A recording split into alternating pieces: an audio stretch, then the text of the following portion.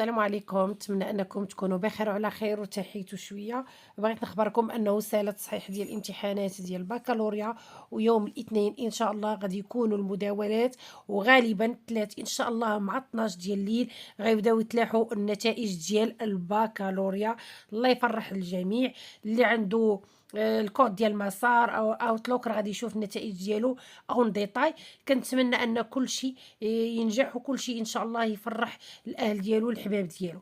وبالنسبه للنتائج ديال الاولى باك، حسبوا دو جوغ ماكسيموم 3 جوغ، يعني لاندي غادي يكون ان شاء الله لو 24، ثلاث لاربعة الخميس، يعني الخميس على ابعد تقدير غيبداو يتلاحوا لكم نتوما النتائج ديالكم شحال جبتوا في الجهوي على حساب الجهات. داكشي غيمشي في تسلسل مقاد، يعني ماشي كلشي غيشوف دقه واحده.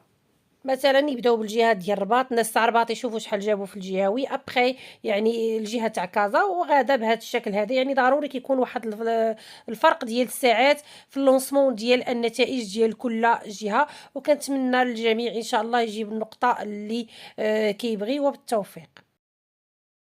لا تنسوا الاعجاب بالفيديو والاشتراك في القناة.